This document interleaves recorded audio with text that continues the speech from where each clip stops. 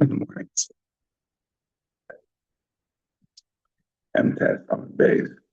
Hopefully, we'll get to them now as well. We got to catch up. All right, so yesterday, I apologize for sounding so good, but yesterday we had just finished discussing that what happens if somebody forgot on Shabbos to say Ritzay? What happens if somebody forgot on Yontif to say Al V'Yavai? What happens if Taisus points out if it's a Shabbos and the Yontif and they forgot to say Ritzay and Al V'Yavai? What do you do in these situations? What a regular Kodesh.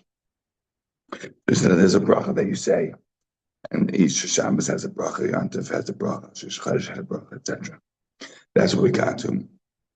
And the last one on the page of test, Amud Aleph was Gidol Bar Yume, Havik Lo Kamen Rav Nachman. Gidol Bar Yume was by Rav Nachman. Torah Rav Nachman. We turn the page on the top of test, some of base.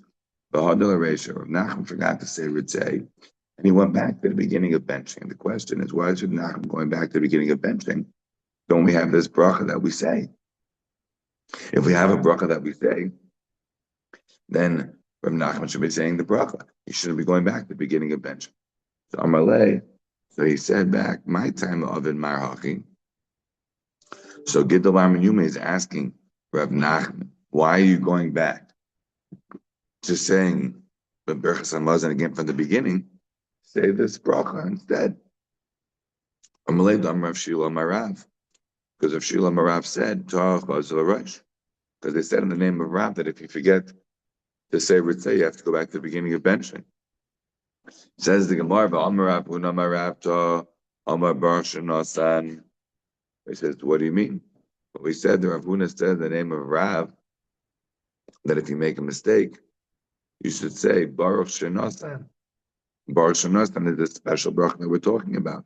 Notice over here that we say the Ha'amar Rav Huna Amar Rav. That didn't Rav Huna say in the name of Rav, he's supposed to say Baruch Shenosan. If you remember back on Memtes Amud Aleph, we said how do we know this halacha? Because Rav Zera was sitting behind Rav Gidol. Rav Gidol was sitting in front of Rav Huna. Rav Gidol said, "Tov his Kishol Shabbos." You should say Baruch Shenosan. And if you remember the end of the Gemara, Amar Le Man Amra. They said, so Rav, and look at Rashi. Rav Huna said to Rav Gidol, Ma, who said this halacha? And Rav Gidol said back to him, Rav said it. And look over here, Memtes on base. We have Amar Rav Huna, Amar Rav To, Amar Baruch Shenosan. We're not quoting this halacha in the name of Gidol Marav. We're quoting the name of Rav Huna Marav, who learned the halacha on the page before from Rav Gidol. Right? But he obviously made it his own. Rav Huna is more chashiv, so we quote the name of Rav Huna. So again, we have a question of Nachman. If we say that you can say Baruch Shenosan, then why are you going back to the beginning of benching? Answer the Gemara. Amar Le, Lavid Marlo, didn't they say on this? Amar Abnasya, Barta Khalifa, Amar Rav, Loishon, Alosh Le Pasach Batoif HaMeitiv. Avo Pasach Batoif HaMeitiv, Chazal Reish. This is all dependent on if you started the bracha Batoif HaMeitiv or not. If you started the bracha Batoif HaMeitiv, so then you have to go back to the beginning of benching. You went too far. Look at the top Rashi. What do you mean you have to go back to the beginning? You have to go back to the beginning of Berachas Hamazon. Why? Because of the fact that it's like Shemona Esrei. By Shemona Esrei, what do we say back in the Marchav test? We said, if you took the 3 steps back, you have to go back to the Shemona Esrei to say the things that you forgot. And look at the last line of Rashi. Here, what we say is that the bracha of Atayv HaMeitiv, right, is like what? It's like Akiras Raglayim. It's like stepping back the 3 steps. Notice the Lashon Rashi is Siyum HaBracha. And what do we say over here?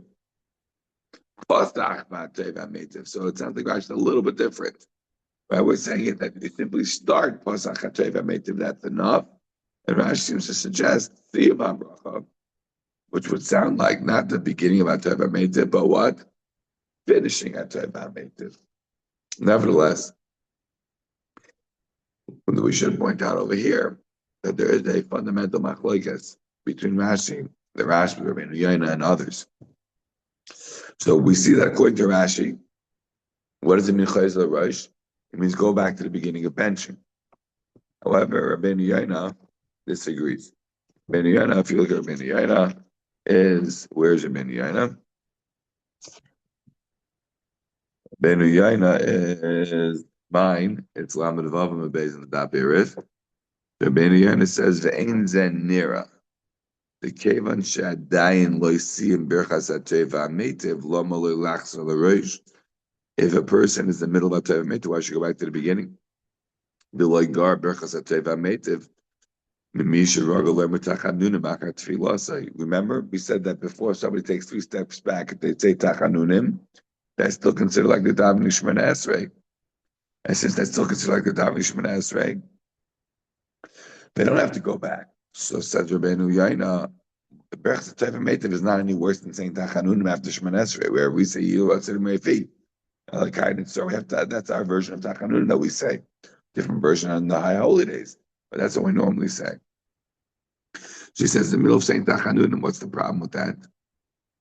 Therefore, he says, what does it mean when you're chayzer? It doesn't mean you're chayzer to the beginning. If you remember during Atayva Meiti that you forgot that they would say, forgot to say Yavi Yavai, you don't have to go back to the beginning of benching. You have to go back to where? You have to go back to the beginning of Bainish, you have to go back to Rachim to say it. You don't have to go back to the beginning of Bench. You only have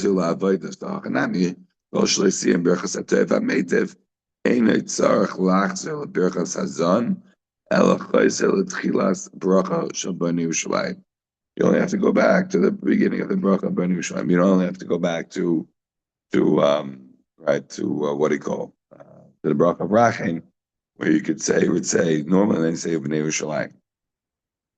Good. So that's what Rabbeinu Yaina disagrees. So what comes out now like this: that if you, but it would agree that if you finished the Bracha about Teva Metiv, right? If you finish the Bracha about Teva Metiv, so then what we're saying when we say Chayz Rosh, according to Rashi, means you have to go back to the beginning of benching. And according to Rabbeinu Yaina, it means you have to go back to the beginning of Bani Yerushalayim. You don't have to go back to the beginning of benching. That is the point number one I wanted to bring up. Point number two is that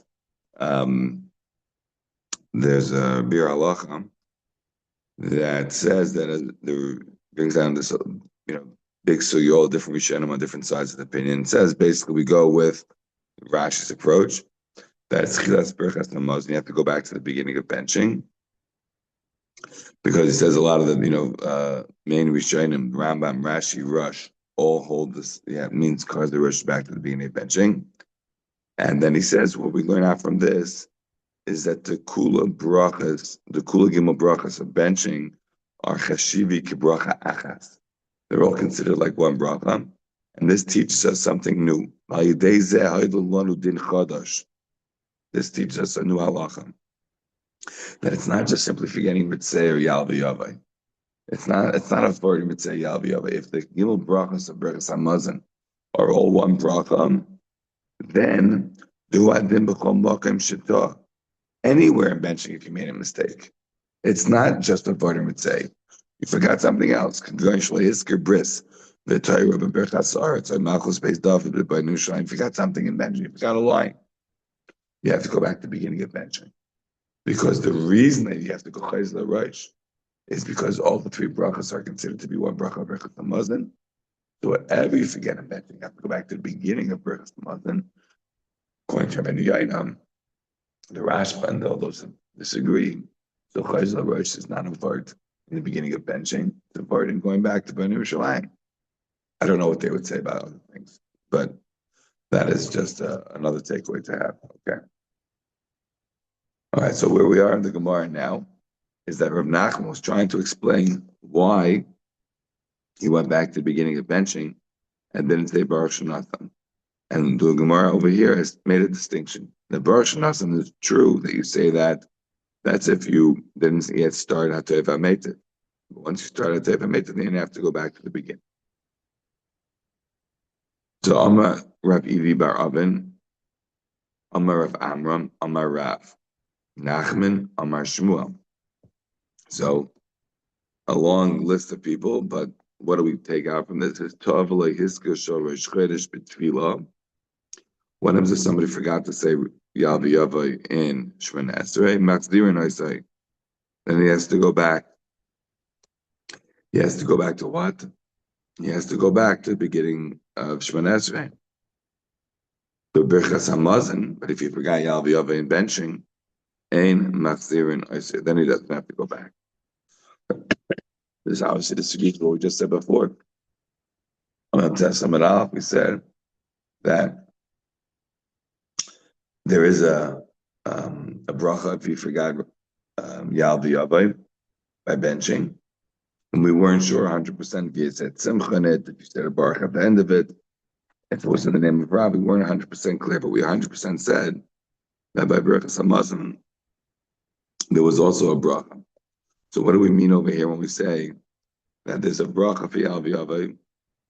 You forget the bracha, you forget Yal V'Yavai, you don't say the bracha for Yal V'Yavai, and you say you don't have to go back at all? Like, that doesn't seem to make sense. You're treating Yal V'Yavai Rosh Chodesh then very different than you're treating everything else. Right? So Amalei, you have to look in the side of the back, says Amalei Rab Idi Bar Oven, the Rab Amram, Maishna Tfilo, Maishna Birchas Hamazon. What's the difference between Shemona Esrei and Birchas Hamazon? That by Shemona Esrei you say you have to go back, and by Birchas Hamazon you say you don't. So Amalei, Aflatidi Kachali, says, I was also bothered by this question. Mishil to the Rav Nachman, and I asked. Rav Amram says, I asked Rav Nachman, the Amarli, and Rav Nachman said back to me, he says, I didn't hear this. I don't have a good answer from Shmuel, I don't know. Ellen Nechse Anan, but maybe we can figure it out. So what's the basic chiluk between Tefillah and Birchas Hamazon? Tefillah dechayvahi machzirin, I say. Tefillah, which is a chayv, then you have to go back.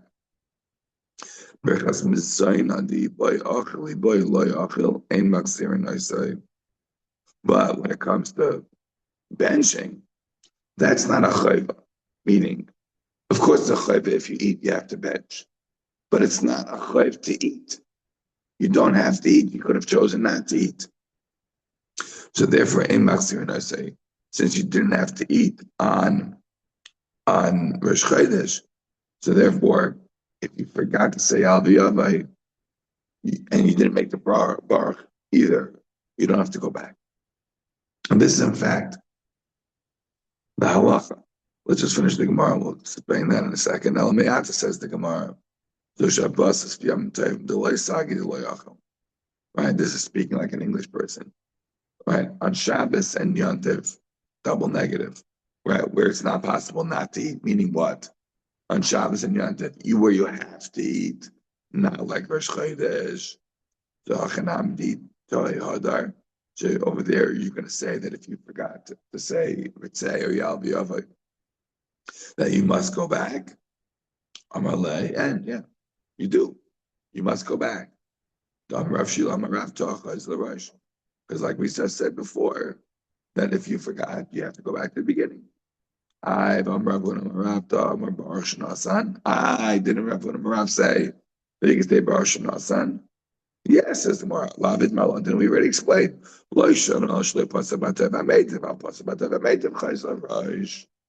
That depends if you started out saying Hatav Metiv or not. If you start out saying Hatav Metiv, then you have to go back to the beginning. What is the beginning of Machlekes Rashi and Rabbeinu Yaina? But that's only true on Shabbos and Yom Tov, or Shabbos, which is also Yom Tov. But on Rosh Chodesh is different. Rosh Chodesh, if you forgot, you didn't say Al V'Yavai and you didn't say the Baruch, the prayer, then you don't have to go back, period at all. Why? Because the fundamental distinction between Shabbos, Yom Tov, and Rosh Chodesh. That is, on Shabbos, Yom Tov, you must eat, Whereas on Rosh Chodesh, you do not have to eat. Now here, as you say, this thing at Taisvus, so let's look at Taisvus for a minute. Taisvus tells us, really, Rosh Chodesh you don't have to eat, but don't we say, Rosh Chodesh miyam Leilas Tanis ben Megillas Tainus? Though we know that you're not supposed to be fasting, and they already told us that in Megillas Tainus, so you have to eat. Says Taisvus, that's silly. Is pass. We're not talking about eating. Okay, so Megillas Tainus says don't fast on Rosh Chodesh. So have potatoes. You don't have to wash on Rosh Chodesh. I'll be Yontif, Tzarech Lechol Pas. But in Yontif, you have to wash. And now this comes to a fundamental question, because everybody must have heard of Shabbos Agol Drush at some point, right? Which mentioned that do you have to eat on Pesach, right? Achiev, is there Achiev Daraisa to eat matzah on 7 days Yontif? Shivas Yamim Teichal Matzahis. What do we have? A very famous line at the end of Pesachim? No. When it comes to Pesach, when the mitzvah to eat matzahs, the Erev Teichel Matzahs. Only on the night of the 15th is mitzvah to eat matzah. The rest of Pesach, you want to eat potatoes? It's no problem. In fact, I believe there's a Hasidus, they're very makbid on Chabad. And they're very nervous about matzah. They only eat matzah by the Seder, and the rest of Pesach they don't wash. Okay? I'm not saying that's normative, but I'm just saying you could, in theory, eat a whole Yontif and not eat pas. So for Taisvez, you're telling me now iboy achli means pas, but what about on Yontif, Pesach and Sukkot? We know that the only time that it's a requirement to eat is the first night. So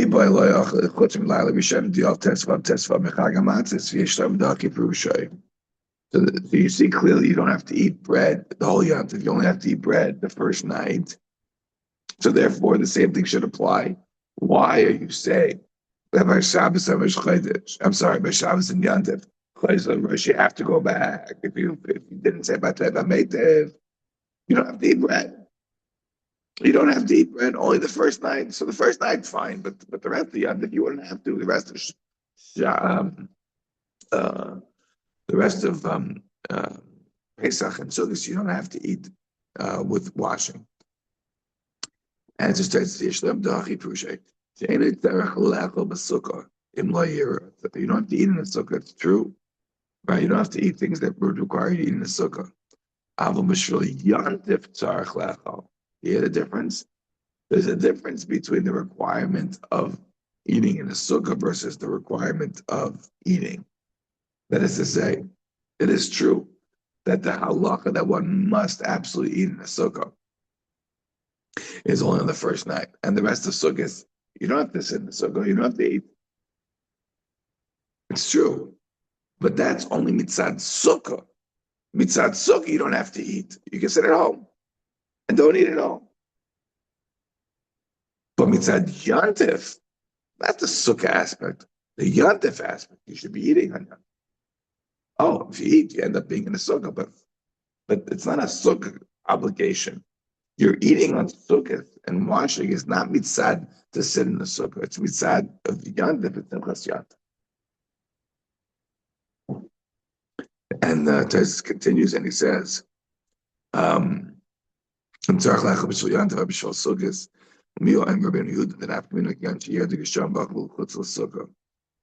have maybe an afkamina if rain is falling and you're eating outside the sukkah. So the hash to im covered yantif shaber, right? If it's the covered yantif that you're watching, it's not a problem. Apple b'shul sukkah yantif reading tzarich lachsa, b'lachol sukkah lachsa sheyif sukkah gisham.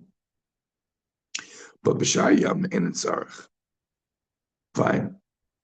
And Tesis then continues with another example of famous Gemara. I'm talking about Ma'aber Avina B'Yas V'Tanisa. He would fast literally the whole year except for 2 days. And Mashma he would be fasting on Yantif too. So the Re over there doesn't take the Gemara literally. He says rather it means a Tanis Chaloim, that he would be willing to fast a Tanis Chaloim.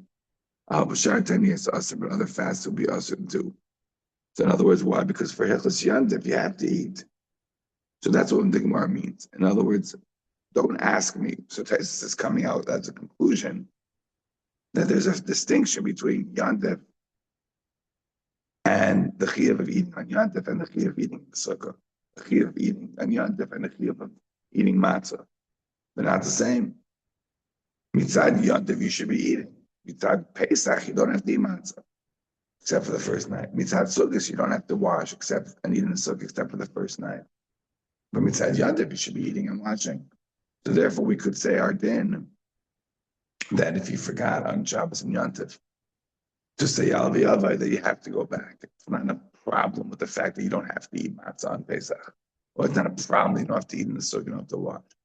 Those are sukkah obligations. Pesach obligations, they're not Yantif obligations. That's basically the fundamental takeaway here that you should take out from this tesis. Okay. We have to get moving, so we'll go back to the Gemara here. Continues the Gemara. So now we're at the Duda, yeah? So we're back to the Mishnah here. The Mishnah asked us, Ad Kama Mizamnim, right? How much do you have to eat in order to be able to be included in the Zimun? So the Mishnah told us, Machlekes, I'm going to mention that one of the top names is Rabbi Meir, but generally Rabbi Meir, Rabbi Yehuda. So Rabbi Meir is a stam. The Gemara explains that means to say, does that mean that Rabbi Meir holds that in order to be able to be included in the Zimun, you have to wash and eat ketayas? And Rabbi Yehuda holds you have to have a beya. But I have another limud from Rabbi Meir, another machlokes between them, where it's mashma the opposite. The Tanah, and because we learned the Mishnah, this is in Pesachim. In the context over there, Rashi tells us we're getting now to Pesach, so it's good to see the Rashi. Rashi says that we're talking about a situation like this. Somebody's going to check this carbon Pesach, and he remembers, that he has chametz in his house. So if he has the time to go and do beer chametz in his house, and then go in the direction back to check the Pesach, so you should do it. But if not, you should just do bittul in his heart and keep on going. And then the Mishnah is there. It says, and similarly, somebody who is leaving Yerushalayim, meaning what? Meaning he already brought his karbanos, now he's leaving Yerushalayim. And he's like, oops, we're carrying some basar kodesh. What do we do? He obviously can't eat anymore because it's already now possible because it was taken outside Yerushalayim. So what do you do in that situation? So get back to the Gemara. Somebody left Yerushalayim and he remembers that he's holding basar kodesh. So im avar tzayfim sarfu bimkaimai. If he passed tzayfim, here's a machlekes Rashi tesis. According to Rashi, tzayfim is a makam, right? Is it harat sofim that we call today? I'm not 100% sure, but Rashi says a makam. It's called tzayfim. Where you see the Beis Hamikdash, it could be the same harat tzayfim that we know today. I don't know. Tesis says no. Tzofim here doesn't mean a place. It means wherever you are, do you see the Beis Hamikdash? Right? That's the tesis. The tesis says if you're so distant that you can't see Jerusalem anymore. So it's not a question of a specific place, but a question of where you are. Look around. Do you see Yerushalayim? If you still look around, if you see Yerushalayim, one thing, and if you don't see Yerushalayim, something else. So if you pass Seifim, meaning you don't see anymore, then you should burn it right where you are. But if not, if you still see Yerushalayim, then you should go back to the Beis Hamikdash and burn it there. So the question is, how much do you have to go back for? That's a big dercha. How much do you have to go back for? So the question the Gemara is asking is this. You see that Rameir is more mako. When it came to benching, he says kazayas. I'm sorry, that's not very, that's more machmir. That depends on your perspective. He requires him to bench. They've been able to make them be a part of the Simun, right, by Kazayas. But here he says Kebeya, it's a bigger shear, meaning he's more Megala. You don't have to go back. Right? You need to have at least a Kebeya. If you just have a Kazayas, you wouldn't have to go back. Rabbi Huda says here, Kazayas is the Sheba. Now, you might say, like, I get it, it's really nice, but who says they have to be Kazayas, Kebeya, always saying the same thing? These are different halachas. One's about benching, one's about beer for kachim. Why do they have to be the same? So I'm not sure what the Havamim is, but Rabbi Yochanan says, look, Rabbi Yochanan, Rabbi Yochanan, Buchlaf Sashita. Rabbi Yochanan says, switch it around. I'm not sure what the driving force for Rabbi Yochanan is that he thinks, oh, if you say Kazayas, it always has to be Kazayas, or if you say Kebei, it always has to be Kebei. Or there's something else going on. In other words,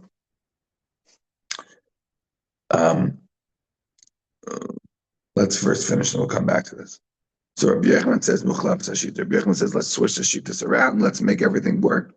Or Rabbi Huda is always saying Kazayas, and Rabbi Meir is always saying Kazayas, and Rabbi Huda is always saying Kebei.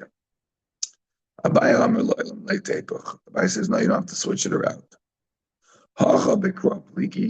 Here we're dealing with a situation where they're having machlekes and psukim, and we're going to see that when it comes to the kachim that are close from the Beis Hamikdash, that's a svara. So what do we mean like this? Now we got a Gemara from Yuma. The Gemara says like this: Hacha b'kroi pligi. We have a machlekes in the psukim. Rabbi Meir savar v'achalta to achila. Rabbi Meir holds that v'achalta v'savata v'irachta. The way he breaks it down is like this: v'achalta to achila. V'achalta is eating. Now it's not a normative. You wouldn't think to read the pasuk, but this is how Rabbi Meir learns it. V'achalta is eating.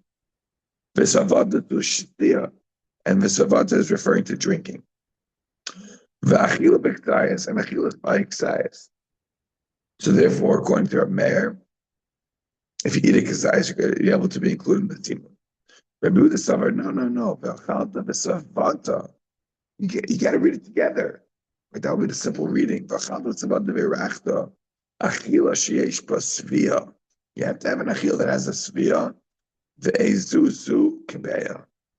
Right? In order to be chayav in the zimun, in order to chayav in the benching, it has to be a real achila, they svia, and that is kebeya, right? Kazayas is not enough to fill somebody up. So therefore, according to the way Abai is learning, the reason that Rabbi Meir here holds that you need a kazayas is because he breaks up the achalta and savata. The achalta is eating, the savata is drinking. But according to Rabbi Yehuda, who takes achalta and savata together, so you need achila kedei svia, so that means kebeya. Whereas by Kachim, by the Kachim, it's an argument in Savara. Rameir says you're required to return back to Shalim to burn this Kachim the same way like Tuma. What do we mean? What is it about Tuma that will make something to be Tameh? That the share of the food that you would require you to go back is like the share of tameh. What is the share of tumah? Not tumah to be kibeh, just like the tumah would be the size of a kibeh. Afchansaros to be kibeh, so to the return will be the size of kibeh. Rabbi Huda sav afchansaros to ki surai. That the chazar is compared to the iser. What is the iser of, for example, eating? The issue would be a kazayas, ma'isur b'kazayas, avchazarosu b'kazayas. So in other words, the argument here is misfar. It's not based upon a pasuk, and they could take different shitas, says Abaya. In one place they could hold kazayas, in one place they could hold kibay. It depends on what their context is. In the context of Berachos Hamazon, it's the pasuk that they're debating.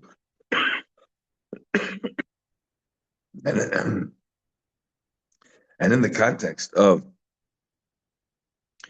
returning to Yerushalayim, we're debating what is the operative thing that should be compared to. Is it Tumah or is it Isser? This is the Gemara until here. Now, a couple of points to mention that we see here in Taisus. First is Ad Kama Mizamnin. So Taisus points out that we're not just talking about being included in Zimun, that the Machlekes is you're right to be the one who is the person benching, even in relation to Berkas Hamazon itself, just the bench alone, there's a machlokes about how much one has to eat.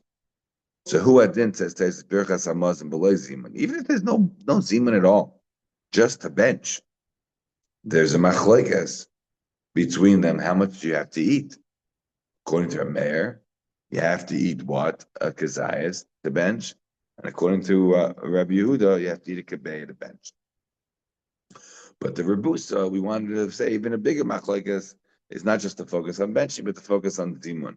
You could be a part of the zimun, and you could even lead the zimun, right? If you eat a kazayas or a kabeh, depending on which opinion. Of course, to be a part of the zimun, even if you didn't eat a kazayas or pas, we already explained before that you would starve if you just ate yurakis or something else. That's also okay, but you can't lead the benching.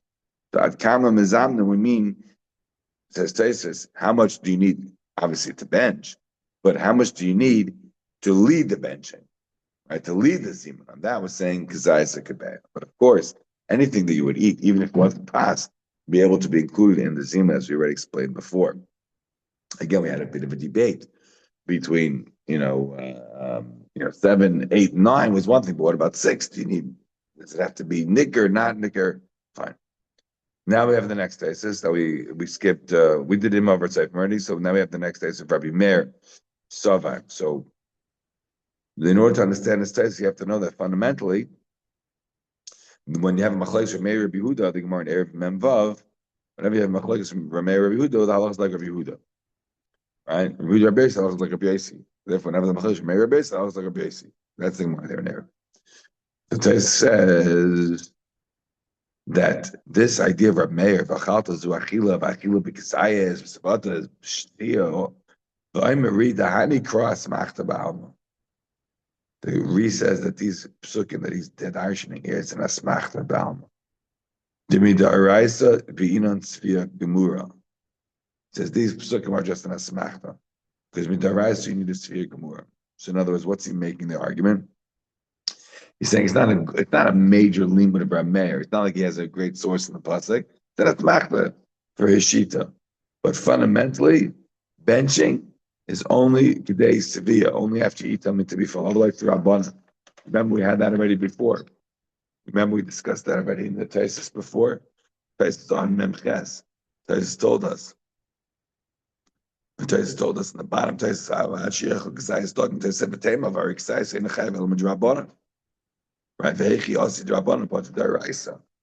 Right, this is a fundamental sheet of Taisus that midaraisa you're not chayiv to bench unless and until you had at least kedei svia. All right, so we have to move over here. But the way it works out then is according to the way Abai is learning that he doesn't want to change the shita. So the Rameir is saying Kizayas, and Rabbi Yehuda is saying Kibeya. But the halach is like Kizayas. The halach is like Kizayas. So how could we say halach is like Kizayas? That's the halach is going to be like Rameim. We say Rameir Rabbi Yehuda, halach is like Rabbi Yehuda more Erevin. Rabbi Yochanan get the benefit. Buklav is a shita. If you say that Rameir now holds Kibeya, Rabbi Yehuda holds Kizayas, you get now the benefit because halach is Kizayas, and we go to Rabbi Yehuda. And that could have been what was motivating him. Because otherwise, like, why would you say B'chlev is Ashita? What's the connection between benching and the kachim? What's the lie? Like, why do they have to be the same? Well, you could say Kasayas on one thing and Kibbeh something else. But it seems perhaps that Tais is suggesting that B'chlev had a motivating factor. The motivating factor is we know Dalach is Kasayas. And we know that would pass like a Buddha over a mayor. Therefore, Mochav is Ashita to say it's Rabbi Yehuda, and that would fit nicely because we have another place where Chutz LaMikdash, Meir holds Kibeya, and Rabbi Yehuda holds Kazayat, so it would fit very nicely with that. Good. That's the basic idea of this. So we don't have time to go through more now. We got to catch up to done. So it says the Mishnah, Keta Mazamnin. So how do you do the Zimun? So Bishlosh Amin Baruch, Bishlosh Bahu, Amar Baruch. Right? By Shlosh, you say Nevarach, and Bishlosh Bahu, if you have four, the guy who's leaving the benching says Baruch. Right? He tells everybody else to bench. Basar Amar Nevarach Lekenu, Basar Bahu, Amar Baruch. Achan Asar, Be'achan Asar, Riboy. We're going to have to explain this line of the Gemara what that means. B'meyahu, I'm Nevarach Hashem Lekenu. If you have 100 people, you say Nevarach Hashem Lekenu, not just Nevarach Lekenu, you add in Hashem. B'meyahu, I'm Baruch. Again, the same idea. Be'elef, you have 1,000. Who I'm Nevarach Hashem Lekenu Lekenu. Be'elef, who I'm Baruch. Riboy, if you have 10,000 people, I'm Nevarach Hashem Lekenu Lekenu Lekenu. The pronunciation like Kruv Malabaz and Shachal. Riboy, who if you have 10,000 in him, I'm Baruch. He says Baruch. So that is the basics of how you do Simon. Now you might ask, really, like, how does this actually work in terms of like counting the people? Like, is this normal? So we'll see that in a second. It says the Mishnah, the same way that you make a bracha, that's how they answer you. That's how you're doing it when you have all these people. Relative to the amount of people in the congregation that they make the bracha.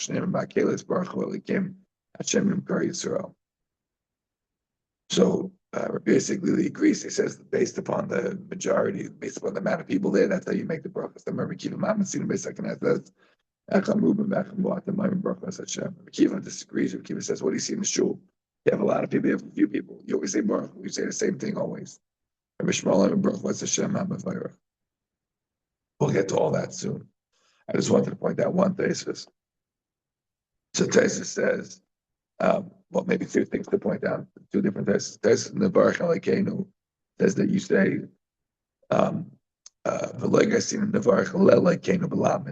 because Tesis says that there, Amram Gayan says that there's a difference between Shir and Aidah and Bracha. By Bracha, you don't find Lamed, and by Shir and Aidah, you say Shir Lai, Amr Lai, right? You say La Hashem, Shir La Hashem, Hod La Hashem, God La Hashem. And then the next Tesis, Amram Rabbi Kiva, the Tesis says that by Shul, you cannot figure out the people, and I'd love this line. Everybody's walking in and out. It's the train station, the shul. Right, nothing's changed. Says the Gemara, Amar Shmuel. A person shouldn't change himself out from the cloud. As Shmuel disagrees with what we saw in the Mishnah. He doesn't like this idea of saying Baruch Hu. So, what did we say in the Mishnah? You're able to say Baruch Hu if you have 3 and 1, right? That the one says Baruch Hu. Amos says, as we turn out the Nunam now, Af Baruch Hu. It means even Baruch Hu. It doesn't mean that it's okay to say it, but it's not ideal. It's better to say Nevarech rather than telling others that they should bench. And we call Makim Nevarech Adif. It says different. It says maybe Rashi doesn't say Adif. I'm not 100% sure where he sees that in Rashi. I thought Rashi does say Adif, but that's what Taisa says. Okay, so says the Gemara, the Amrav Adam Rav Amar Rav. So we have a line from Rav that this is the following: Tanina Vav Nechalak and Yud. From 6 to 10, you're able to divide. What do you mean? Because you can make, if you have 6, you can make 2 different simuns. If you have 9, you can make 3 different simuns. And if the idea was that you're supposed to say Baruch Hu, then obviously you couldn't divide it. So obviously Baruch Hu is not so important. So it says, well, yeah, especially the Baruch Hu, if the Baruch Hu is better than Mishmach Nechalak, and that's why you're allowed to be separating this. L.E. Amris Baruch Hu Adif, but if you think Baruch Hu is Adif, so my Nechalak, and then how could you separate it out? Right, because you wouldn't have enough. So Allah Shram and the Baruch Hu Shram, as the Gemara says, you're right. It's better to say Baruch than it is to say Baruch Hu. This will be in accordance with Shmuel, who says that you shouldn't be mafresh min tzibur, you shouldn't be taking yourself out of the club. So that's right. Tanya Namiaki, another price like this. Whether somebody says Nevarech or Baruch Hu, you shouldn't grab it. Right? Rashi says Dafkanin, the Makbid people. Right? You know the type. Everybody has that type in a shul. So then Taifson I saw Kachnel grab such a person. Another Gemara is a line. It was a similar Gemara in Chulin. Certain things you can tell who's Talmud Chacham, who's not. I've mentioned this already before many times. You can always tell who's a big Talmud Chacham and how they know how to make brachas, right? Remember I told you when you come to the Rebbe's, they always have the fruit basket, and the whole test is to see how well you know. This is it, literally, right? You can tell from the way a person makes brachas, but here we're not focusing so much on the order of the brachas and what you make a bracha on first, etc., but rather on how a person makes the simun. Says the Gemara, Ketzad, what's the situation? Rabbi Yam, Tuvay, he said, first says, Uve Tuvay, then he said, me Tuvay, he said, Bar, because then it's mashma, he's not really thanking Hashem for all the good, but only a little bit. But it sounds like you are able to say umi berchascha, like umi tuvai. Right? The Pasuk says umi berchascha yiberach beisav dechalaylam. Says the more b'sheila shiny. When you're asking, you're able to ask from His blessing. Why? Because you don't want to ask for too much. B'sheila nam yoksiv hachapicha v'maleu. But we have by sheila that you're able to ask for a ton. Right? Hachapicha v'maleu. Right? Fill it up, Hashem. This one, that's by learning. By learning, you're allowed to ask for anything. You can ask Hashem for everything. But when it comes to asking for other things, don't ask so much. Ask in a more refined way. And when you say B'tuve Chayinu, that's a Talmud Chacham. If you say B'tuve Chayim, Harizeh Bar, Nahar B'loi. I'm not exactly sure who that is. Mas Neipchali used to learn the opposite. But let's say Nahar B'loi, they're wrong. If you say Nevar Shechal Mishalei or Tam Chacham, if you say Lemi Shechal Mishalei, is that bar? Right? Why are you a bar? Because you don't know who you're saying to, who you're thanking. We have a bracha that we say in the Haggadah. We say Lemi Shechal Mishalei, right? Who are we talking to over there? We say Lemi. Who are we thanking? We're thanking Hashem. At the end of Magid, we thank Hashem. We say, Lami. Who's Lami? Says the Gemara, we just finished the whole Magid. It's obvious we're thanking Hashem. Come on. By the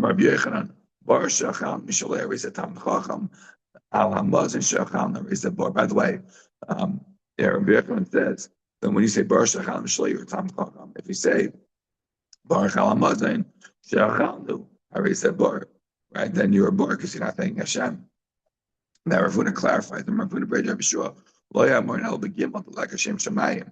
This is only when it's talking about by three, where you don't say Shem Shemayim, that you don't know who you're saying. Lemi, Avu Ba'asar Dika Shem Shemayim. Over there, you say Hashem Lekei, right? You're saying Elokeinu. So then Muchamil, so that's clear who you're thanking.